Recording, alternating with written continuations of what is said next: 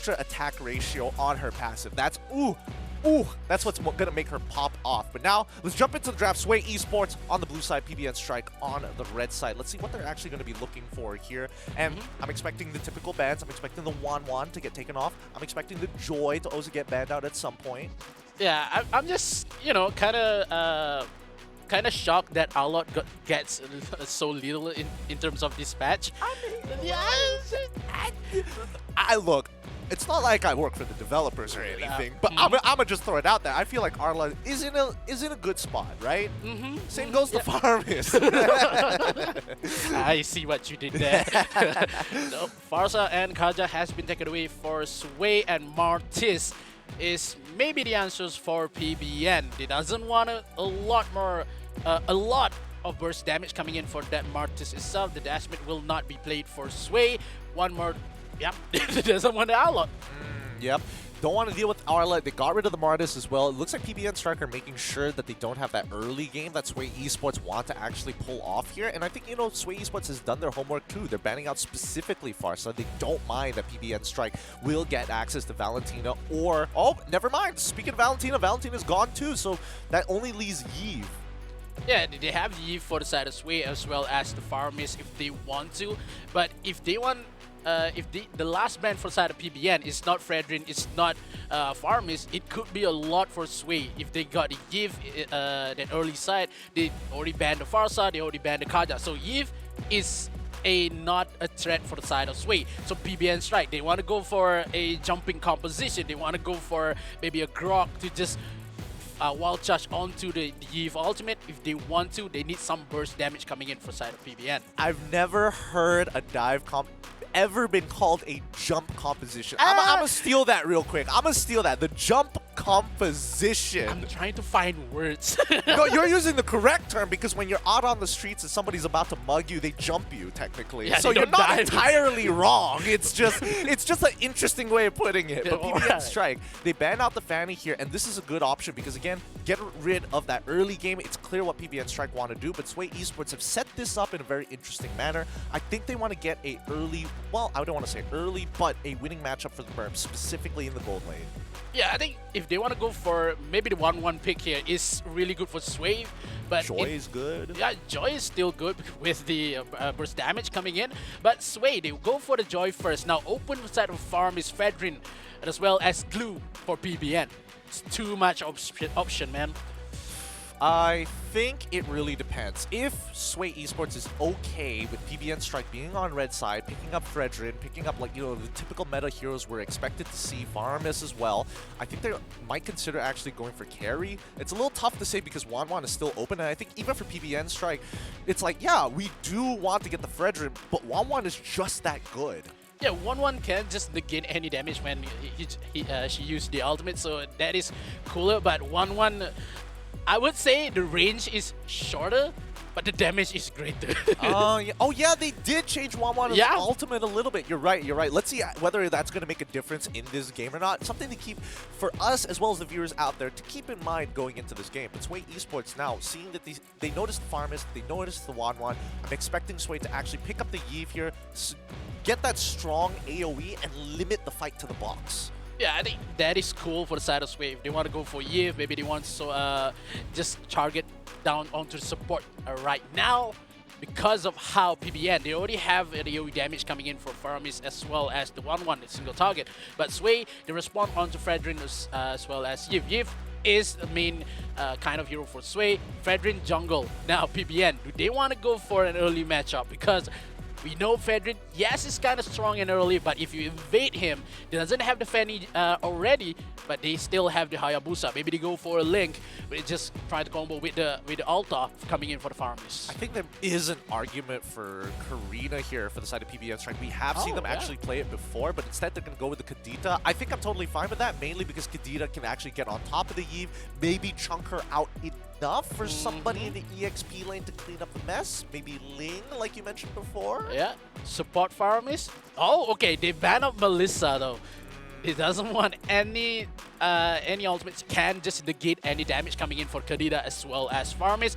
So Yeah, this is a dive comp coming in for PBN. 100% dive comp as well as Sway. They need some tanky composition. They already have the Fredrin, tank Fredrin onto the jungle. They maybe they want to go for a Kufra, just trying to bring a lot more players for side of PBN, or they want to go for the Franco, just trying to disrupt the strategy coming in for PBN.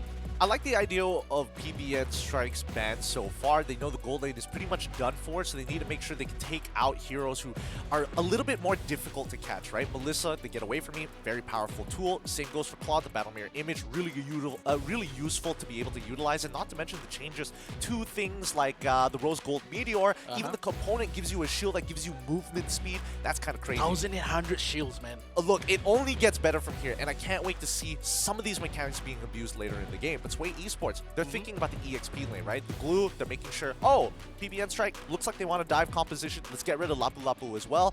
I think PBN is going to be locking in. They beat me to the shot. I was thinking either Grok or Edith. I think, yeah, it is good for Edith to play for the side of PBN because they have the defense, they have the damage coming for Edith as well. But now the picks coming in. Irrital, wait. Are you sure about this? That's so funny. I don't think so, because yeah, we have a couple of glitch into the system. Look, I'm okay with Irithel. Irithel has access. Oh, the Saber though.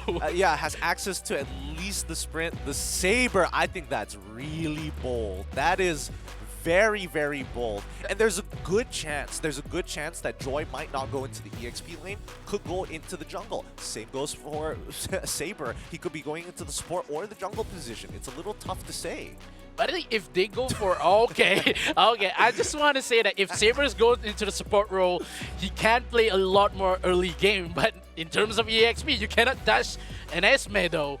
Yeah, I think PBN Strike want to be able to actually have a front line at the end of the day, right? Yeah. They want to make sure that the EXP lane with this Esmeralda in it eventually scales for the hyper late game, and at least you can shred away the shield from Eve's ultimate, allowing the rest of your team to maybe one-shot her. I don't know. There's logic behind it for the side of PBN Strike. The Saber is what I'm very interested in, because Saber is great with the 3 sweeps, taking out like squishy targets. I'm guessing that they want Saber to farm the Kadita as much as they can until they can basically one-shot the 1-1, but 1-1 has counterplay.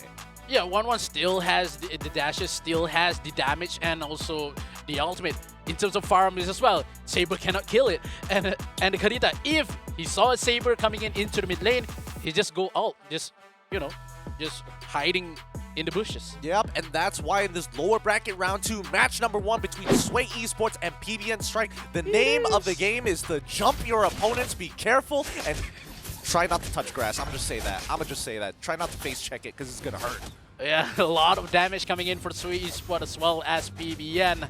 We saw a lot more, a lot kind of composition, and the Edith is the jungle for the side of PBN, and Sway, they go for jungle. Still Fredrin, same old meta coming in. Early dive. Yep, and Gio on that top side actually shares the wave with Hiroski just to make sure he hits that level 2. I'm very curious now because Saber's making his way down to the bottom side of the map while Leone is going to move towards the purple buff. I just love how Karita just going for the purple buff in that early matchup. But in terms of Sway, they know that early they had a couple more damage, but in terms of burst damage, that is not enough. It really isn't enough. Now, here's the funny thing. Joy doesn't necessarily have a shield anymore unless you time it correctly. So I think Hiroski might actually have some counterplay here against the Esmeralda if he purposefully minimizes the damage and says, you know what, I didn't need the shield anyway, I should be able to win out these trades. I'm not even sure about the interaction, I'm not gonna lie to you. But in terms of how many seconds that he needs to proc the passive, it's kind of hard for the side of Joy itself. But in terms of versus an Esmeralda, how many damage can you deal in this early game just scare off an Esmeralda? That's the thing, I'm not 100% sure, right? The matchup has definitely changed the dynamic, and there's something that PBN Strike knows that we don't. And hopefully we get an answer to it here. Gyome showing up on the river crab. They know that the turtle is nearby. Blood's is having a bit of a rough time as Irithel is outranging her for the time being with the Queen's Call. But let's see.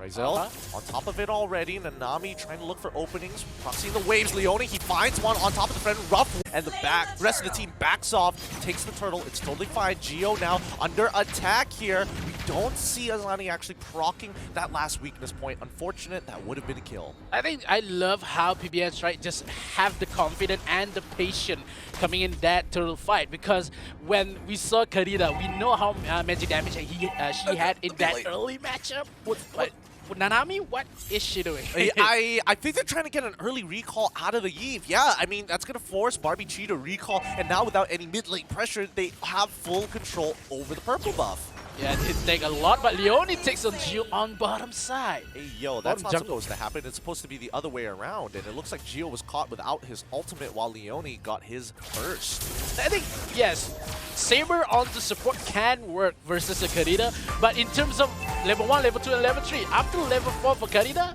that is not a question for the side of, Saber. He needs to be more tanky than that, because the burst damage coming for Karida is no joke, man. Yeah, I mean, both Kadena and as well as Saber want to do the same thing. When they have their ultimate, they want to affect the side lanes. They want to look for picks. They want to get ahead as fast as possible. And I think right now, Merps is in a really good spot. He also has the Purify just in case PBN Strike attempt to go for that big Wombo combo.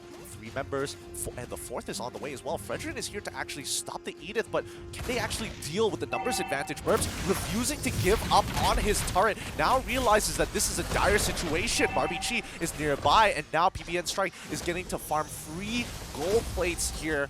His Bloods continue to get ahead. Oh, Leone fights it! Gets the Petrify into the rough waves. Doesn't even have to commit to the Breath of the Ocean. The taunt comes through from Gyome. And Ryzel gets the stand confidently against Barbie Chi. Reinforcement, man. Oh, drops the box. Cancels it early, but the reinforcements are coming in. Hiroski is nearby. Topside is going to get shoved in. But again, so many resources expanded down for this bottom side. Yeah, PBN, they know what to do. They take a lot more gold onto the bottom side as well as kill with Leone. That Kadita has a lot more damage. Oh, there goes for Gio. Well, he wants it, but again, Gio has no reason to be there. They actually go for the lane swap here. Irithel actually taking a lot of damage on that top side. Merps is kind of low, but Nanami has done his job. Cleared the wave, managed to chunk out Merps, and now Turtle will fall into the hands of PBN Strike. Ryzel on this Edith jungle is looking great. Triple sweep used in the mid lane so far. Ooh, instantly punishing. Couldn't get the rough waves off in time as Merolda with falling Star Moon hits nothing, but PBN Strike maintain the tempo. The composition for Sway is currently working for the side of Sway itself. Now the question is, how in the hell that PBN Strike been taken away Leone into the mid lane? She has the ultimate though. Doesn't have enough time to just pick up the ultimate, just want to burst down onto Gio. But in terms of damage, yes, Gio already has the damage for Assassins, but PBN, they need to realize that Nanami is not going to be tanky anymore. Oh, Nanami's in trouble, gets caught by 3 here, and they're even committing the triple sweep, forcing Nanami's Purify. Doesn't matter though, the kill still falls into the hands of Sway, but topside getting attacked here with Blood's looking for a kill of his own, but Merps can't do much. Flicker coming in for Chenko, but Ryzel can't connect on him. Merps gets to live, but tier 1 falls into the hands of PBN. The communication coming in for PBN does not connect. One flicker coming in, but no, Bloods just think, oh, we want to take down the target on top side. We want to play some space. But yeah, the other members said, oh no, we want to take this kill. But in terms of how PBN plays right now, they are not onto the par with the damage coming in for Sway. They have 2,000 gold lead, but they are losing bit by bit in terms of momentum. Sway already has PBN play on their name. Oh, they find the kill, the pickoff instantly happening, but then can we see the second part of this as they immediately find one back? Vengeance already popped by Choi so far, a little low, but gets stunned up. Ryzel does not miss his stun, but is trapped within the real-world manipulation. Call Altar to save him, but he's so tanky. Gets back into the mech, gets the triple kill too, and buys a Sky Guardian helmet to top himself back up. Sway plays like PBN. PBN X like Sway. They switch up their tactics coming in. PBN with the team fight. Sway blaze a lot more onto that Saber pick. Sway takes the good kill with the burst damage on the bottom side. In terms of PBN, they know the teamfight has been forced with the Cold Altar. Can play a lot more time onto that bottom side. Takes the double kill, make it possible. Triple sweep, almost securing the kill on Tachenko, but it doesn't kill just yet. 2v1 down on bottom side means this tier 1 will fall, and Merps has to pay the price. Bloods continues to get ahead, but here comes Joy. That's a third dash. Does he have the fourth one? Yes, the fourth is already expanded with the ult as well, but with the extra bit of movement speed and magic-resistant armor, he gets to walk away. He needs to walk away. Because now, the question is, how Sway want to realize a couple more... This is why I say. He's fine. He's fine. He's holding it off for as long as possible. The real world manipulation. But here comes Chenko with the Call Altar to turn that ties. The Nami is low, and Merps has only a little bit of a health left, but it's just enough to pick him off of the temp HP. They continue to press their advantage forward here as Bloods. Anzai might be able to turn this around. Rizel trying to tank as much as he can. Man. 1 HP, still alive. Hiroski can't secure the kill immediately. PBN Strike walk away with a 2-for-1 trade. They might be able to get one more here. Gyome? No, he gets to live. Yeah, I think that is unfortunate for the side of PBN when that, in terms of they want to go for a dive onto the purple buff, they can go for the orange buff as well. But how, in that mid lane team fight, Rizel just go for, hey, you want to go for ultimate? I just go for a yoink. Takes a couple more damage, but no, PBN, they know what to do. They can revolve, adapt into that Eve composition coming in for Sway. I can't wait for us to have an interview with Rizel and just being going, hey, how you doing?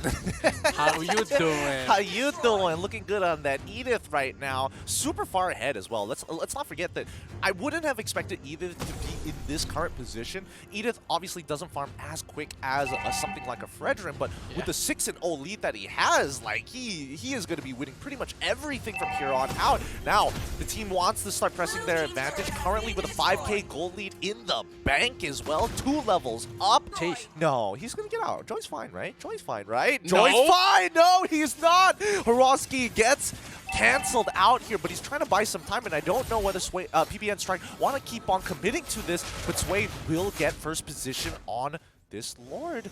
They only have 3 members, though. I don't think it's going to be enough. Mid lane is getting shoved in. Yeah, I think they have the information that Sway, they trying to go for the Lord first, but PBN just, this may be maybe a trap coming in for the Sway. They go for the Lord first, but a couple more damage could be seal the deal for the Lord. In terms of Sway, they can pick off, they can take it on Nami for now, but if this a trap for the side of Sway, it would be game. Yup, Leone finds that trap, jumps onto the Saber, instantly picking him off, and that is some revenge for earlier. That is a good kill coming in for Leone, but in terms of how many damage, I don't know how Hiroski will be given a lot more damage, burst damage coming in, but a new passive as well. But Blood still have the damage, and go for the off. Oh, and he even runs back into the enemy side. He didn't want to bring the crossbow of Tang over the Eve, and I think, you know, at the end of the day, good decision making. You don't want to end up hurting your teammates, but PBN Strike now taking this tier 2 with the Lord pushing on their side. Esmeralda down on bottom as well. Let's see if they take this inhibitor.